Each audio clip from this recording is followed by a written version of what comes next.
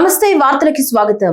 వివరాల్లోకి వెళితే గుంటూరు జిల్లా మంగళగిరి నియోజకవర్గం తాడేపల్లి మహానాడు ప్రాంత ప్రజల దశాబ్దాల కలను రాష్ట్ర విద్యా ఐటీ శాఖల మంత్రి నారా లోకేష్ నెరవేర్చారు. తాడేపల్లి పట్టణం సీతానగరం మహానాడు వద్ద రిటర్నింగ్ వాల్ నిర్మాణానికి మంత్రి లోకేష్ సోమవారం శంకుస్థాపన చేశారు. ఈ సందర్భంగా ఏర్పాటు చేసిన శిలా ఫలకాన్ని ఆయన ఆవిష్కరించారు. తాడేపల్లిలో ప్రకాశం బ్యారేజీ దిగువన 0.9 కిలోమీటర్ల నుంచి 2.610 కిలోమీటర్ల వరకు కృష్ణా నది కుడివైపు 294.20 కోట్లతో వరద రక్షణ గోడను నిర్మించనున్నారు.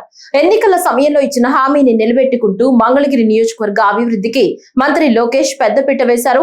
దశాబ్దాలుగా పెండింగ్ లో ఉన్న ఈ ప్రాజెక్టుకు కేవలం ఏడాది కాలంలోనే 294.20 కోట్ల పరిపాలన అనుమతులు సాధించడమే కాకుండా టెండర్ ప్రక్రియను కూడా పూర్తి చేశారు.